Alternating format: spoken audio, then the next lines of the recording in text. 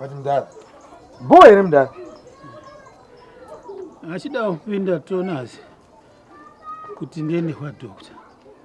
But pressure. Mawani zaramba. Aiwa bo mdala isinyaya. But right now makufilo zviri nani ere timbotira kupinza mdeni. Mira ndimbozorora pana time. Tuzopinda mteni. Aisitenja mdala. But ikavha tikaribowa nditi mumborigaina mbijana because mawani. Kana katotike whisky karimo. Hayi mdala tamushe man katotike wagemuka kuma shops uko mdala yo. Unzira wakamdala vhati kamdeni umo. Inzwe mdala rega ndikuitire plan ni 2 minutes ndikutodzoka izvo so. All right.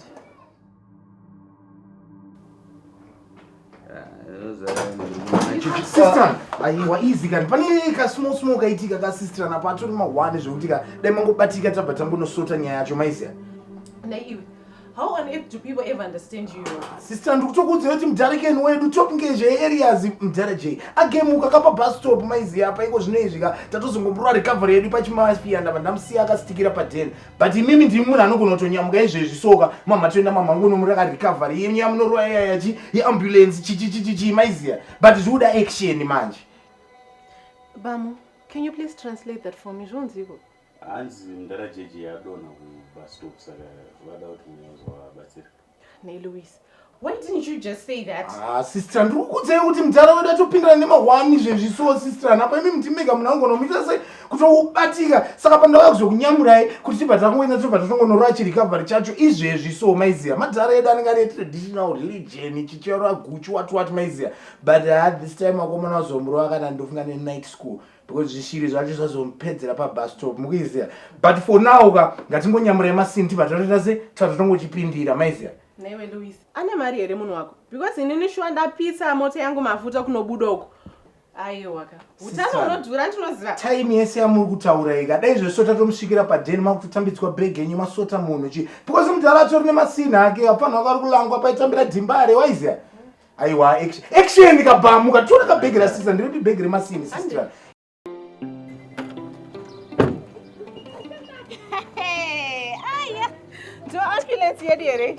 Sister, ndikwanisa zve 2 minutes here zvekurikava munhu kuti abatikire padheni faster maizi.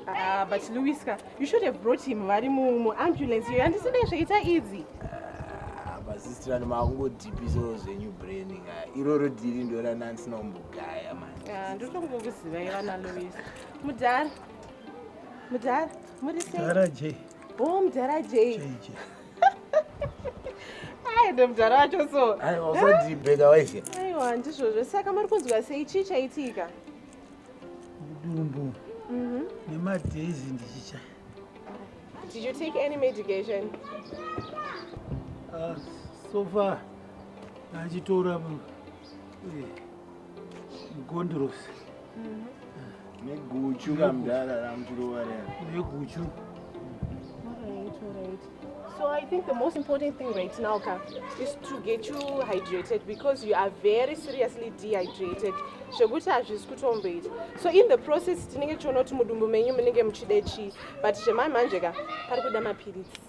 And the mapirisi acho anotoda mari, not just mari, but cash. Manje hapana cash.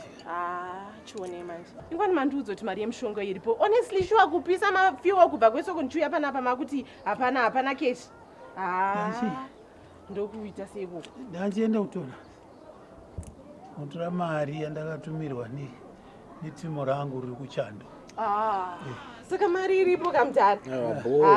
Saka mari iripo kana zvakadaro zvakarongeka. But imi hamuno ka little something here kungoti tingotangisa basa ka little something. Kambichana cheko. Pakaipa. Zvino manje pari kuda ka drip. Drip racho rinotoda ka cash, rinoda mari. Mari. Ka 20 small $20. Ka 20 US zvimbodhureshi. First of all, achiri kuda mashuta sere we abo. Ari malava mda. Chipinda mudheni. Ona pasi pedhikisi rangu pasi pemberi. Pane plastic ine mashuta sere. Ndakuudza sister ano mudhara wangu akarongeka. Aiwa, ndatozviona kuti zvakarongeka.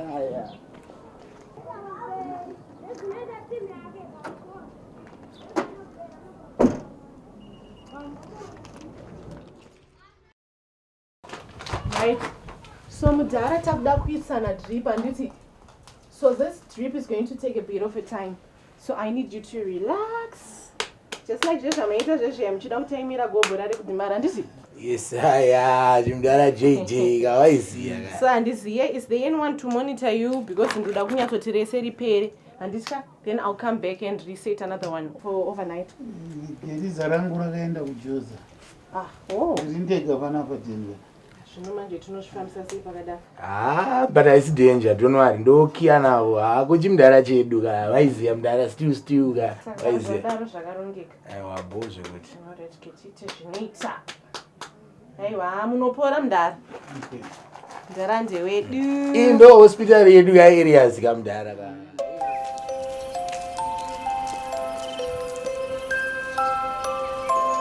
What's wrong? I thought kuti pamwe kuya kwamaita kuno kumuda kubatsirwa. Amusoda kutaura? Amusoda kubatsirwa here? Kochii? Vaviwa kuzaso. Zvane mazuva mangani? Mazuva takati Kochii takaiti? Nga babu vekwangu vatenga mabasa ahunhu havo ekunhonga zvakaorera zvomabhawa. Asi mukova nyima nei masikana? Nyima vana dzedzi. Kwaniko handi kukara chete uku ndakangovati ndimirewo paye 2 days. Ndakamirira mafamily planning pills angu chete paye. Idzo 2 days chete idzodzo. Ndodzatishitsa pakadai. Yezvo. I don't understand. Kurema kuma. Havaziye varume. Chazozvona hako warorwa. Nei masikana? Chinhu chaora kaichi. Yezvo. Dzikisenyi makumbo. Imi zvamo chateerwa nembwa naimi. Yezvo. Handifungoti 2 days. Zvinhu zvakadai hazvi zvinhu zvekunyara tikundwanana. Munotaura asikana momhanya utano kawo. Vedu we. Kwe murume wachona hadzisi dzatova minzi miti chaidzo. Saka zvatakuita apa ndakupei matablets handisi. Munodi munomwa. Asi zvikasapora handisi, my doctor friend is going to come next week. Acheta daily sari panapa. So munouya maita sei? Mobatsirikana ndizvo. Don't mind the name of the bottles, just a name handisi. Tinenge tingoitira kuti tibatsirane. Saka munouya next week. Ndida kuti vanditarisiswo Zvimweyo? Zvimwe zvipi? Imama imika. Musadaro. Munoda kutoswa zvimwe zvipi? Asi makutoda 1-on-1 nachiremba. Sumukai hapi. Sumukai. Ndakupei matablets. Hello? Is this Feli? Yes, it's Feli. I just wanted to call and say thank you. I was talking to my dad and he tells me you've been very helpful to him. Sorry to ask, who's your dad? Dhokezhi. Whoa, Mdara JJ. I'm actually on my way to his place. Look, I want you to send me your full details and the bill. I don't care what it costs, just send me the bill and make him better. I heard kuti akakone wa kuenda ku town. Thank God Dhokezhi is a legend in the community. Vakasotouya nevakomana kubva kubustop vadonha mufunge. I'd sent him his money. Is it okay if I send you your money and his money? I hear it's no trouble for you to get into town. Okay, that's no problem.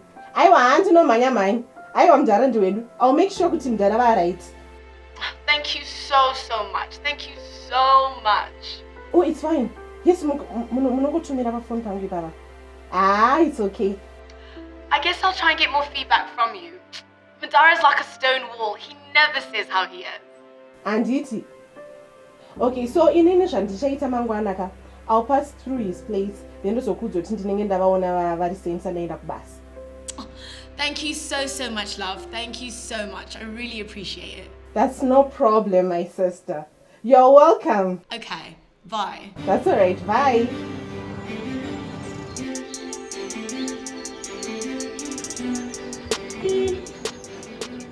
Mdara sister. Ndimenyuka na roja cabbage. Doctor wangu. Magadiko. Andizaitiko murwere amuka sei. Murwere ndiani? Imishe. njanji yebhuruwa. Imi. Yo, Matasimba. Aiwa ndakasimba makaita basa. And I'm happy for you. Thank you very much. Zvino manje ke. Ndakutonosota. Ndosamunonetsera vanhu vemugete zvomukuona manje. Ayo. Munhu kana wamboita macomplications handisi unofanira kudya kuitira kuti mapirisi aonekwe kuita sei pekunogara zvenai. No problem. Saka panoda kubva ubasa ka ndoda kuziva kuti madya something. Munopfuura nekumba? Ndinopfuura nako. Good. Ngandimhanye. Diki. Mari yakapinda. Endeka vakaita basa mari yakapinda. Saka zvandichaisaka ndichadzoka kubasa ndokupa ichenji yacho.